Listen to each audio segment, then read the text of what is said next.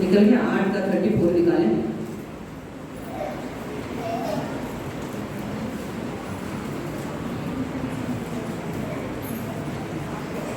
सब अपनी अपनी बाइबल में बोलें और मैं पढ़ूंगी, आप लोग सुने। यीशु ने उनको उत्तर दिया, मैं तुमसे सच सच कहता हूं कि जो कोई पाप करता है वह पाप का दास है। दास सदा घर में नहीं रहता, पुत्र सदा रहता है। आमीन, हालेलुया। क्या लिखा है? मैं तुमसे सच सच कहता हूं कि जो पाप करता है वो पाप का दास है। जैसे हम बोलते हैं कि मैं यीशु मसीह का दास हूं, मैं यीशु मसीह की दासी हूं। दास दासी का मतलब सेवक। हम यीशु मसीह की सेवा करते हैं तो हम क्या हुए? यीशु मसीह के क्या हुए? हम सेवक। आप यीशु मसीह की सेवा करते हैं, आप यीशु मसीह के क्या है? सेवक। और जब हम पाप की सेवा करेंगे तो हम किसके सेवक हो गए? पाप के सेवक।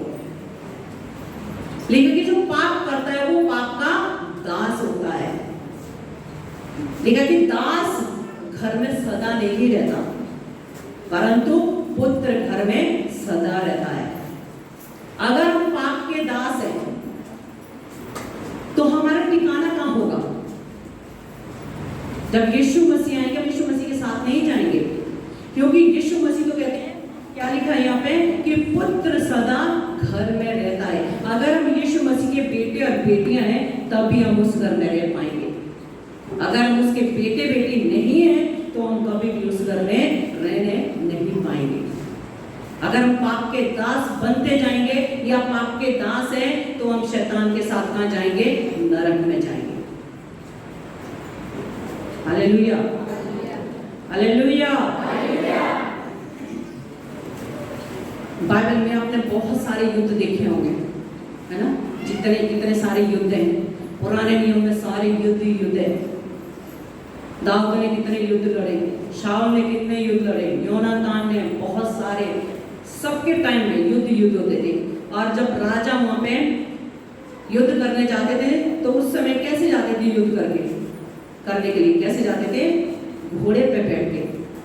जब अलीशा को भी घेरा था वहां पे, आप बोलते होंगे कि अनगिनत घोड़े थे और वो लोग भाले लिए, घोड़े लिए, हाथ में तलवार लिए लड़ाई करने के लिए जाते थे, क्योंकि एक राजा दूसरे राजा पे अटैक करता था और उसको अपने कब्जे में ले लेता, मारपीट और सारी लूट को अपने घर में लेके आते थे। तरह तरह के युद्ध है, क्योंकि ये जो बाइबल है, बाइबल पवित्र आत्मा की द्वारा लिखी गई है, पवित्र आत्मा के प्रकाशन के द्वारा लिखी गई है। और इसको लिखने में कम से कम 16 साल लगे। और जो बाइबल को लिखने वाले लोग थे, मालूम है कैसे थे? कोई बता सकता कैसे लोग थे वो? बताओ, पता है आप सबको? बाइबल को लिखने वाले लोग कैसे थे? मछुआरे, चुंगी लेने वाले। लिखा नहीं आपने मत्ती सुसमाचार? मत्ती क्या था? चुंगी लेने वाला था। पतरस कैसा था? मछुआरा तो था। यूहन्ना क्या था? ये सब तो है बाइबल के लिखने वाले राइटर, यशायाह वगैरह, ये नबी। बहुत गरीब लोग थे, अनपढ़ लोग। और ताज्जुब की बात यह है, गरीब लोगों ने पवित्र आत्मा की सामर्थ के द्वारा, पवित्र आत्मा के प्रकाशन के द्वारा बाइबल लिखी, और आज पढ़े लिखे लोग इस बाइबल को समझ नहीं पाते, है ना? बड़ी ताज्जुब की बात। पढ़े लिखे लोग समझ नहीं पाते, अनपढ़ों ने हमारे लिए बाइबल लिख के दे दी। कैसे? पवित्र आत्मा की अगुवाई के द्वारा। बाइबल में मेन युद्ध लिखे गए। अगर बाइबल में सारी बातें लिखी जाती तो दुनिया में नाम समाती। यीशु मसीह के भी लिमिटेड चमत्कार इसमें लिखे हैं। हालेलुया। पुराने नियम में जब एक राजा दूसरे राजा पे अटैक करने जाता था तो कैसे जाते थे? घोड़े पे बैठ के, हाथ में भाला लिए, तलवार लिए, और वो लड़ाई लड़ने के लिए जाते थे। उनकी लड़ाई किससे थी? एक मनुष्य की लड़ाई दूसरे मनुष्य में थी। लेकिन जब आप नए नियम में देखेंगे, जो हमारा राजा प्रभु यीशु मसीह, उसका युद्ध जो था किसी मनुष्य से नहीं था। हालेलुया। वो किसी मनुष्य से लड़ने के लिए नहीं आया था,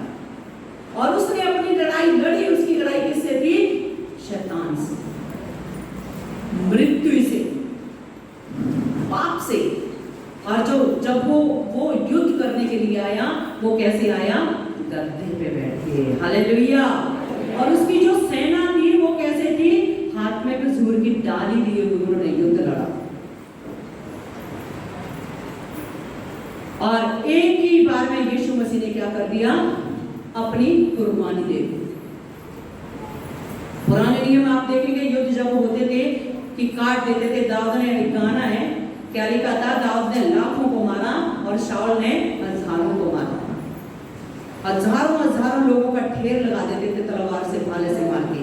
लेकिन नए नियम में जब आप यीशु मसीह के बारे में पढ़ेंगे कि यीशु मसीह गद्दे पे बैठ के आया, शांति का संदेश लेके आया और खुद हमारे लिए क्रूस पे चढ़ा और हमारे लिए बलिदान दिया ताकि हम अनंत छुटकारा पाएं। हालेलुया। उस पाप से मुक्ति पाएं, उस शराब से मुक्ति पाएं जिसकी हम कैद में, जिसकी हम दास थे। वो नहीं चाहते कि हम पाप के दास बने, वो चाहते परमेश्वर के दास हम बने। यीशु मसीह क्या चाहता है? कि हम परमेश्वर के दास बने। आप देखते होंगे हर धर्म में क्या है? बलियां है। हर धर्म बलि मांगता है। यहाँ पे जितने धर्म है सारे धर्मों में बलियां चलती है, लेकिन केवल ये यीशु मसीह का जो धर्म है, ईसाई धर्म है, उसमें बलियां नहीं चलती।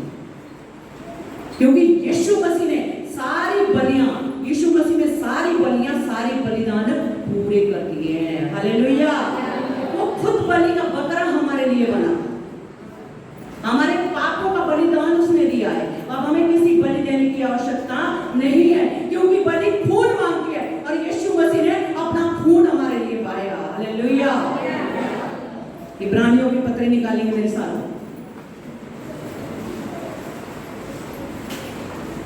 इब्रानियों 10 निकालेंगे।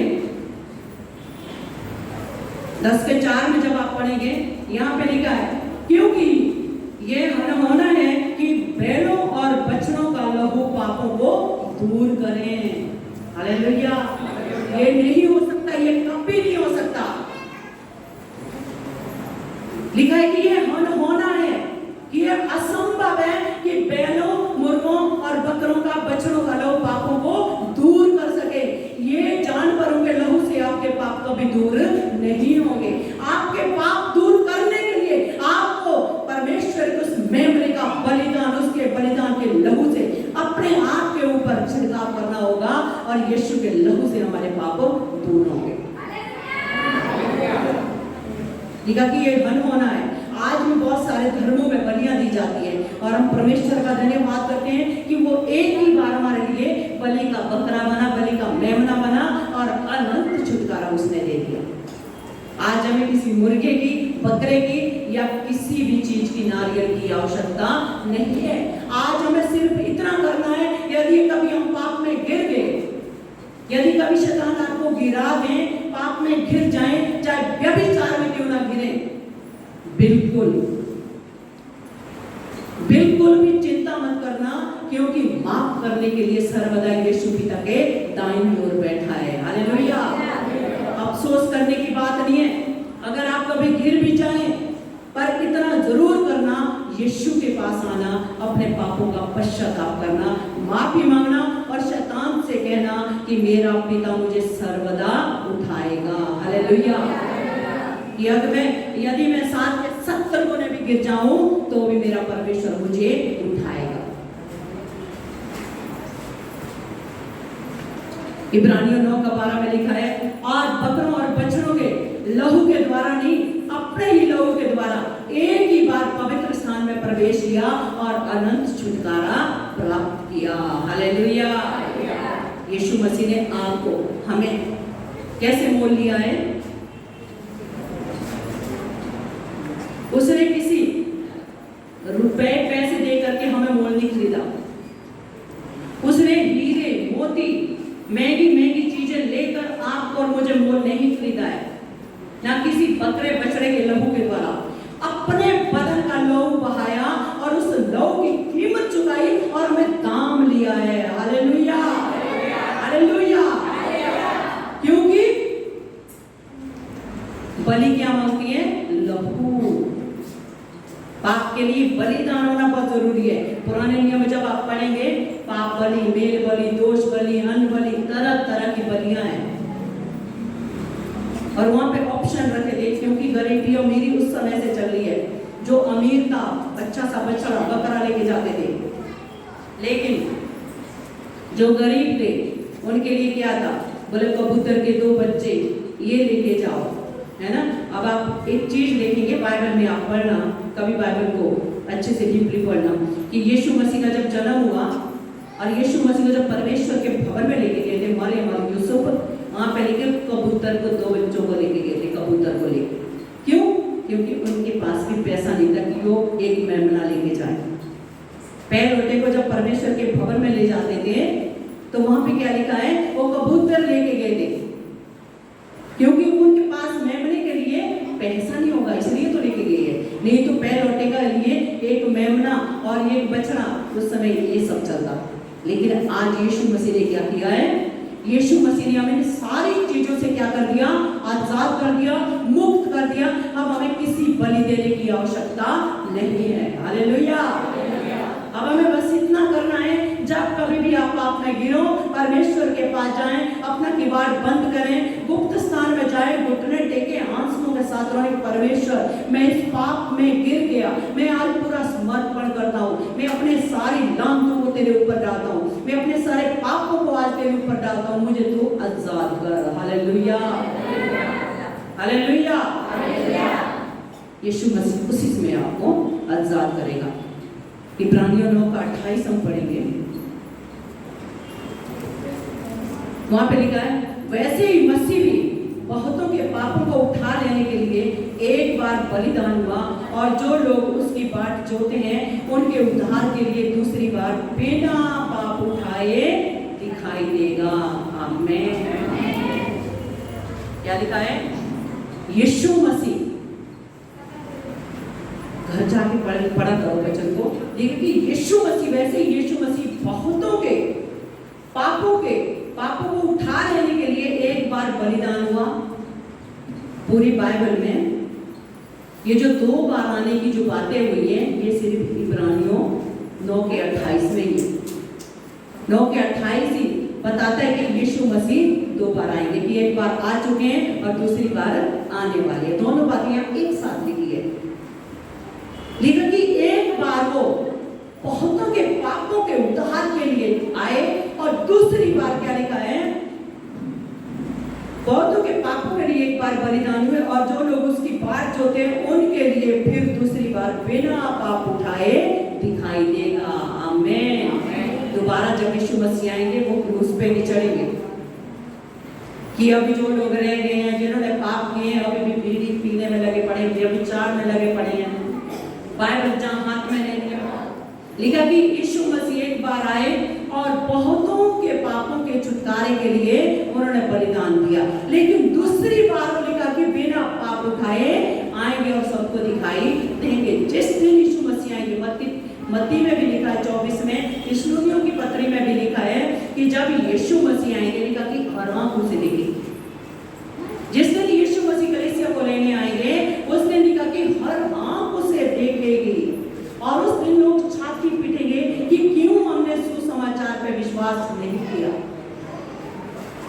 क्यों हमने पापों से मन नहीं फिराया। मैं हर संडे एक टॉपिक रहता मेरा, बुराई करना छोड़ो, पाप करना छोड़ो, गालियां देना छोड़ो, व्यभिचार छोड़ो, चुगली करना छोड़ो, एक दूसरे से लड़ाई झगड़ा छोड़ो, बहुत सारी बातें करते हैं।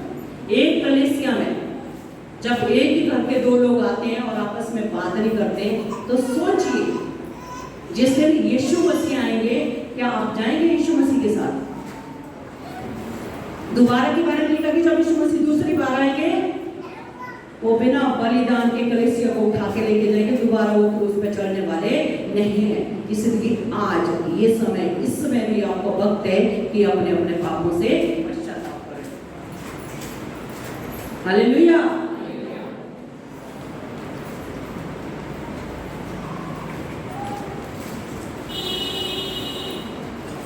मत्ती की पुस्तक निकालेंगे मेरे साथ,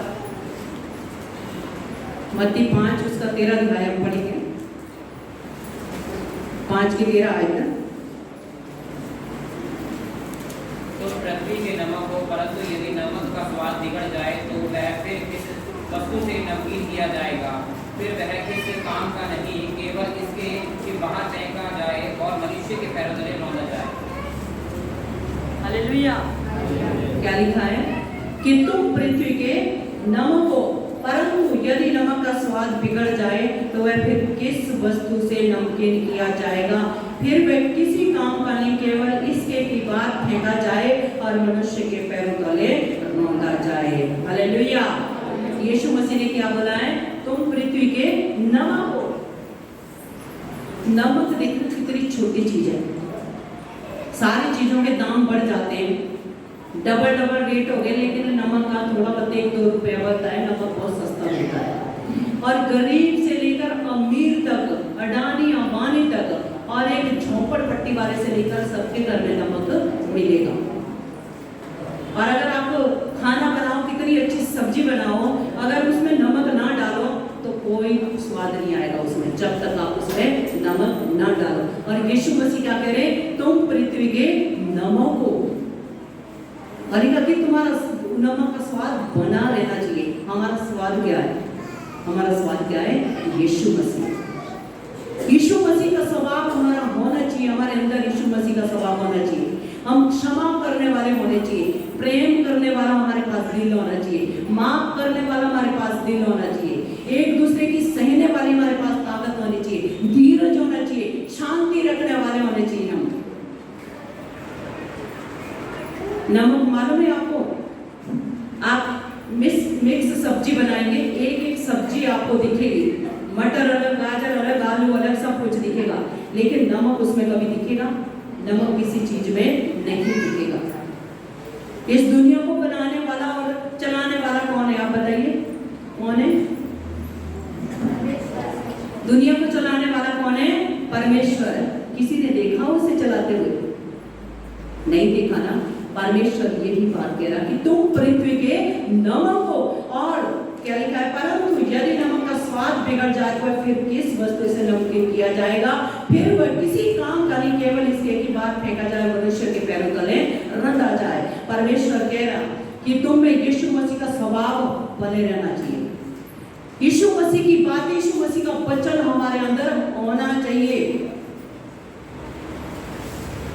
हमारे अंदर गलातियों 5:22 के सारे फल होने चाहिए। प्रेम, शांति, धीरज, कृपा, भलाई, विश्वास, संयम, नम्रता, ये सारे फल हमारे अंदर होने चाहिए। हालेलुया। जब इस दुनिया को चलाने वाला किसी को नहीं दिखता है, आप काम करते जाएं, फल की चिंता मत करो।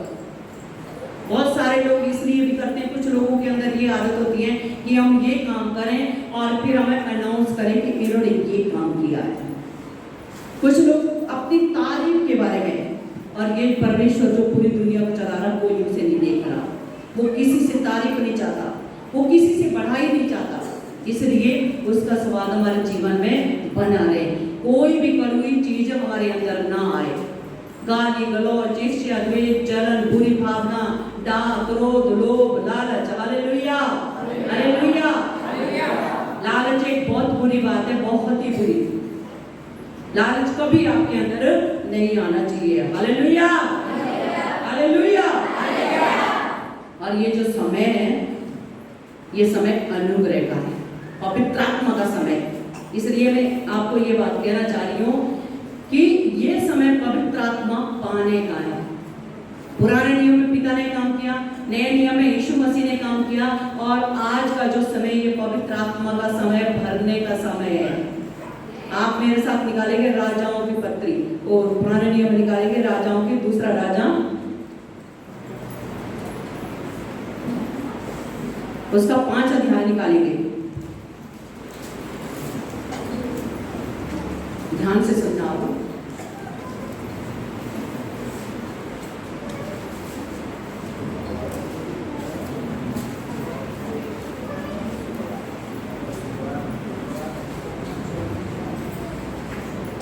पुराने नियम में मोटी बाइबल में, जिनके पास भी मोटी बाइबल है, उसमें यहाँ पे देखें 5:9 पढ़ेगी। यहाँ पे देखा, तब नामान घोड़ों और रथों समेत एलीशा के द्वार पर आकर खड़ा हुआ। तब एलीशा ने एक दूत से उसके पास से अकेला भेजा, तू जाकर यरदन के 7 बार डुबकी मार, तब तेरा शरीर ज्यों का त्यों हो जाएगा और तू शुद्ध हो जाएगा। परंतु नामान क्रोधित हो यह कहता हुआ चला गया कि मैंने तो सोचा था कि अवश्य वह मेरे पास बाहर आकर और खड़ा होकर अपने परमेश्वर यहोवा से प्रार्थना करके कोढ़ के स्थान पर अपना हाथ फेरकर कोढ़ को दूर करेगा। क्या दमिश्क की आबाना और परबर नदियां इजराइल के सब जलाशयों से उत्तम नहीं है? क्या मैं इसमें स्नान करके शुद्ध नहीं हो सकता था? इसलिए वह क्रोध से भरा हुआ लौटकर चला गया। तब उसके सेवक पास आकर कहने लगे, हे हमारे पिता, यदि भविष्यवक्ता तुझे कोई भारी काम करने को आज्ञा देता तो क्या तू उसे ना करता? फिर जब वह कहता है कि स्नान करके शुद्ध हो जा, तो कितना अधिक इसे मानना चाहिए। तब उसने परमेश्वर के भक्त के वचन के अनुसार यरदन के जाकर उसमें 7 बार डुबकी मारी और उसका शरीर छोटे बच्चे का सा हो गया और वह शुद्ध हो गया। हालेलुया। यहाँ पे नामान कोढ़ी है, यहाँ पे नामान कोढ़ी नाम का एक व्यक्ति था, सेनापति था।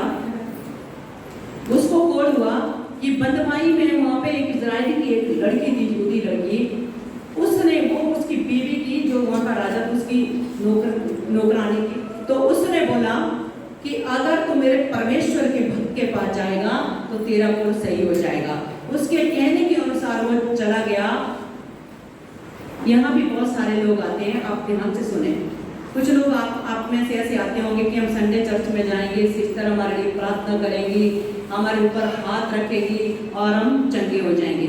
ऐसी इच्छा से नामान गया था। वो कुछ सामान लेकर के अपने साथ गया और अपने घोड़ों पे बैठ के चला गया और उसके सेवक उसके साथ गए। और जब एलीशा के द्वार पे पहुंचा, एलीशा का सेवक था एक, कौन था? गेट। उसने कहा कि ऐसा नामान आया है और वो आपसे मिलना चाहता है। तो उसने बोला कि उसको जाके कह दे कि यरदन नदी में 7 डुबकी लगा और तेरा कोढ़ जाता रहेगा। वो खुद भी पार नहीं आया।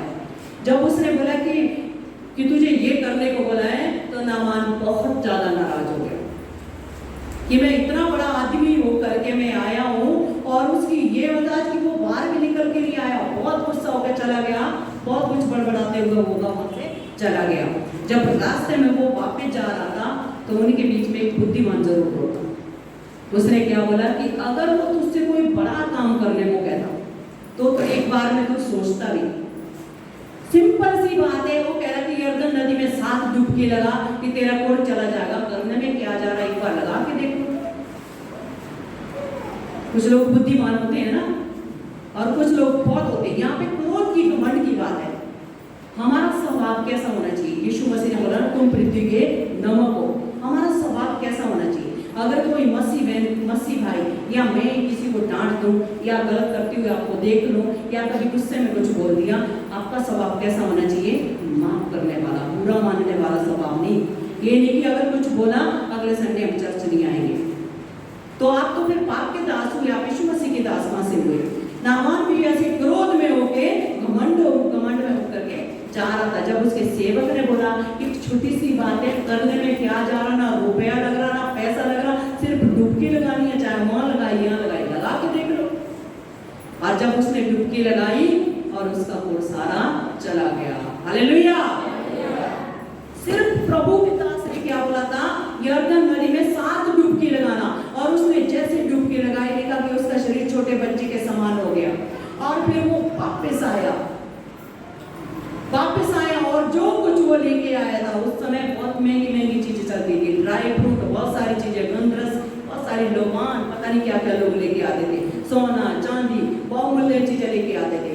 तो जो लेके आया था कपड़े लते, तो कि ये मैं भेंट के रूप में लाया हूँ। और एलीशा ने क्या बोला?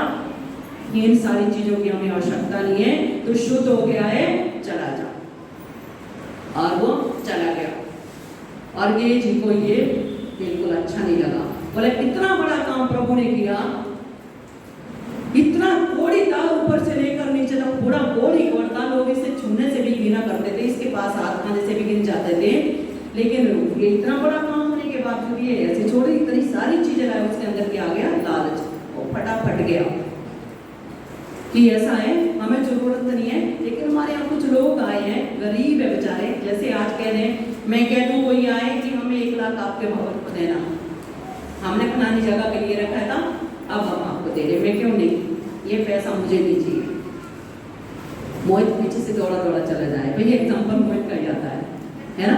यहाँ सुनीता सिस्टर होगी, यहाँ सबके दे दो, राजमाला सिस्टर चली जाए, ये सोचें कि सिस्टर ने तो मना कर दिया, एसी लग जाएगा, अभी बहुत कुछ हो जाएगा, है ना, दौड़े दौड़े जाएंगी। ऐसा है, पहले मना कर दिया था सिस्टर ने, अब दे दो, क्योंकि ऐसा हमारे यहाँ बहुत सारी विधवाएं, बहुत सारे गरीब लोग हैं, हम उनमें बांट देंगे। जो व्यक्ति देने के लिए लाया है, जिसने इतना बड़ा चमत्कार पाया, वो तो सब कुछ दे देगा, और उसने उसे दिया। और ये जी ने क्या किया, फटाफट लाया, अपने रूम में रखे, फिर एलिशा के पास खड़ा हो गया। एलिशा ने कुछ नहीं देखा था, एलिशा ने कुछ नहीं देखा, लेकिन आत्मा में जान चुका था कि तूने क्या किया, क्योंकि वो इतना बड़ा भविष्य वक्ता था। आज के जैसे भविष्यवाणी नहीं करते थे उस समय के भविष्य वक्ता, कि मैं आत्मा में देख रहा हूँ तुम्हारी 2 सीढ़ियां हैं, 3 गायें हैं, ऐसी भविष्यवाणी नहीं होती। वो असली वाले भविष्य वक्ता थे, जिनको परमेश्वर ने चुना था। तो उसने गेट जी से पूछा कि कहाँ गया था, बोला कहीं नहीं, इधर उधर घूमा था। तो क्या बोला था एलिशा ने, एक आयत पढ़ूंगी मैं, 20 आयत पढ़ेंगे। यहाँ पे लिखा कि परमेश्वर के भक्त एलिशा का सेवक गेजी सोचने लगा कि मेरे स्वामी ने तो उस अरामी नामान को ऐसे ही छोड़ दिया कि जो वह ले आया था उसको उसने ना लिया, परंतु यहोवा के जीवन की शपथ में उसके पीछे दौड़कर उससे कुछ ना कुछ ले लूंगा। तब गेजी नामान के पीछे दौड़ा। नामान किसी को अपने पीछे दौड़ता हुआ देखकर उससे मिलने को रथ से उतर पड़ा और पूछा, सब कुशल क्षेम से तो है? उसने कहा, हाँ सब कुछ कुशल है, परंतु मेरे स्वामी ने मुझसे यह कहने को भेजा है कि एफ्राइम के पहाड़ी देश से भविष्यवक्ताओं के चेलों में से 2 जवान मेरे यहाँ अभी आए हैं, इसलिए उनके लिए एक किकार चांदी 2 जोड़े वस्त्र दे। नामान ने कहा, खुशी से दे दो, खुशी से 2 किकार ले ले। तब उसने उससे बहुत विनती करके 2 किकार चांदी अलग थैली में, क्या लिखा है, बांध कर 2 जोड़े वस्त्र समेत अपने 2 सेवकों पर लाद दिया, और वे उन्हें उसके आगे आगे ले चले। जब वे टीले के पास पहुंचा, तब उसने उन वस्तुओं को उनसे लेकर घर में रख दिया, और उन वस्तुओं को उन मनुष्य को विदा किया, और वे चले गए। तब वे भीतर जाकर अपने स्वामी के सामने खड़ा हुआ। एलिशा ने उससे पूछा, हे गेजी तू कहाँ से आता है? उसने कहा, तेरा दास तो कहीं नहीं था। उसने उससे कहा, जब वह पुरुष इधर मुंह फेर कर तुझे मिलने को अपने रथ पर से उतरा, तब से वह पूरा हाल मुझे मालूम था। क्या यह समय चांदी या वस्त्र या जैतून या दाख की बारियां, भेड़ बकरियां, गाय बैल या दास दासियां लेने का है? इस कारण से नामान का कोढ़ तुझे और तेरे वंश को सदा लगा रहेगा। तब वह हिम सा श्वेत घोड़ी होकर उसके सामने से चला गया। Hallelujah, hallelujah. क्या लिखा है? एलिशा ने कहा कि जब वो रथ से उतरा, तुझे मुड़कर के देखा, तब से मैंने जान लिया है। यहाँ पे जो खास बात है, सब लोग ध्यान से सुने। यहाँ पे लिखा है कि क्या ये समय चांदी या वस्त्र या जैतून की दाख की बारियां, भेड़ बकरियां, गाय बैल या दास दासियां लेने का है? ये बात क्यों बोली? कौन सा समय था? कौन से समय की बात कर रहा है यहाँ पे एलिशा? क्योंकि गेजी क्या था? एलिशा का सेवक था, चेला था। और एलिशा किसका चेला था? हालेलुया। एलिया नबी का चेला कौन था? एलिशा। और एलिया के ऊपर जो अभिषेक था वो गेजी के ऊपर था, वो क्या नाम, एलिशा के ऊपर था। और एलिशा का जब टाइम पूरा होने जा रहा था, वो अभिषेक किसके ऊपर आता? गेजी के ऊपर। इसलिए उसने कहा कि ये समय इन सारी वस्तुओं को लेने का नहीं था। हालेलुया। हम अपना अभिषेक खो देते हैं लालच में। जो अभिषेक एलिशा के ऊपर था, वो अभिषेक उसके ऊपर आना था, और उसने उस अभिषेक को लालच में खो दिया। इसलिए ये समय लड़ने झगड़ने का नहीं है। ये समय अच्छी अच्छी साड़ी पहन के शादियों में संसारिक गाने पर डांस करने का नहीं है। ये समय मोबाइल में गलत गलत फिल्में देखने का नहीं है। ये समय चुगली करने का नहीं है, बढ़ाई मारने का नहीं है। ये समय है अभिषेक पाने का। हालेलुया। ये समय पवित्र आत्मा पाने का, ये समय पवित्र आत्मा से भरने का, ये समय प्रधानों से उसके फलों से भरने का समय है। हालेलुया। ये समय बुराई का नहीं है। ये समय हम अपने आप को तैयार करें, क्योंकि हम उसकी दुल्हन है। एक दुल्हन को कैसी तैयारी करनी है दूल्हे के साथ जाने के लिए? हमें संसार के पीछे नहीं, हमें यीशु के पीछे चलना, क्योंकि उसने कहा तुम पृथ्वी के नमक हो। यीशु का वो स्वाद हमें लोगों को दिखना चाहिए। जब लोगों को हमारे अंदर वो स्वाद नहीं दिखेगा, गालियां दिखेगी, बुराइयां दिखेगी, पाप दिखेगी, कैसे लोग मानेंगे कि आप यीशु मसीह के सेवक हैं? कैसे मानेंगे कि आपका जीवन बदला है? कैसे लोग आपके साथ चर्च आएंगे? कभी नहीं आ सकते। अगर आप उनके साथ बैठ के आज भी शराब पीते हैं, आप उनसे नहीं कह सकते कि आप चर्च में चलो और आपकी शराब छूटेगी, आपका जीवन बदलेगा, क्योंकि आप खुद उनके साथ संगति करते हैं। अगर आप उनके साथ बैठ करके उनकी बहू की चुगली करेंगे, सास की चुगली करेंगे, देवरानी की चुगली करते हैं, तो कैसे उनसे कह सकते कि आप चर्च चले, यीशु आपका जीवन बदलेगा, जबकि आपका खुद का जीवन नहीं बदला है। हालेलुया। इसलिए ये समय कुछ और काम करने का नहीं है, ये समय मोबाइल देखने का नहीं है, ये समय अभिषेक पाने का, ये समय पवित्र आत्मा से भरने का। पवित्र आत्मा छोटे बच्चों से लेकर बुजुर्गों तक सबके लिए है। वो निर्बल घुटनों को सीधा करने वाला परमेश्वर है। वो निर्बल को बल देने वाला, शक्ति को बस सामर्थ देता है, और गिरे को उठाने वाला परमेश्वर है। हालेलुया। एक बार उसके पास आके तो देखो, उसे चखते तो देखो उसका स्वाद कैसा है।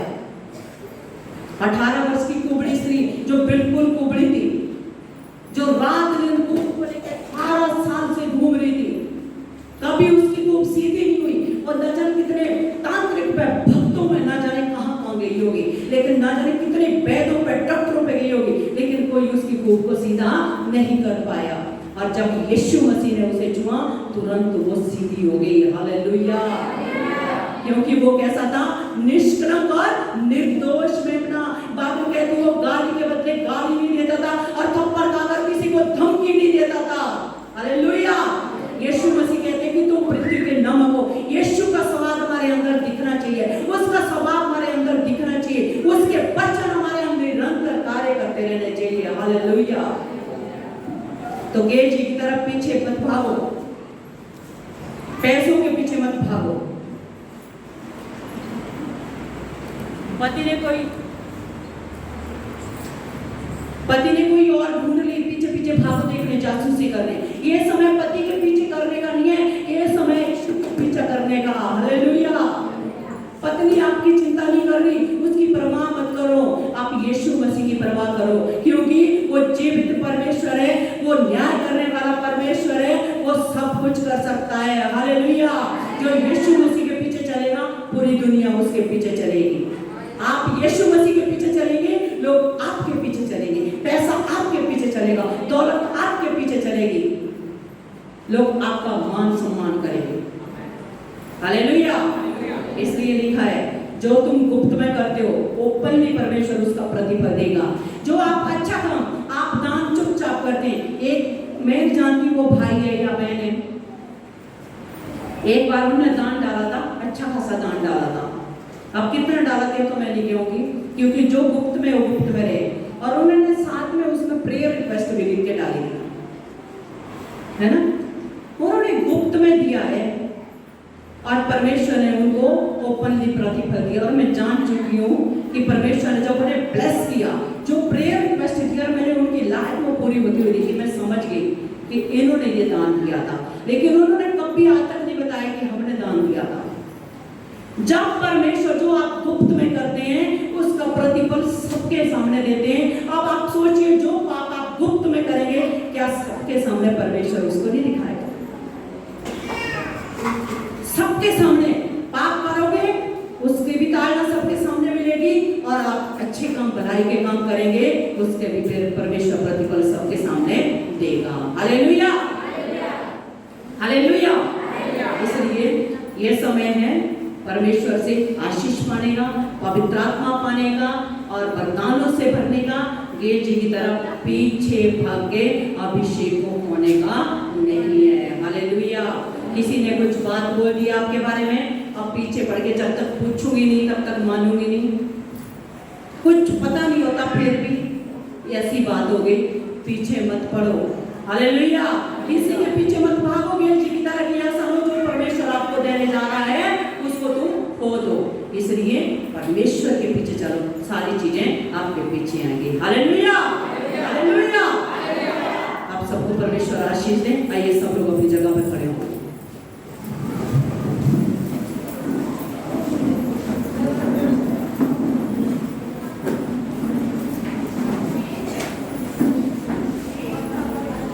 Thank you Lord Jesus. Hallelujah.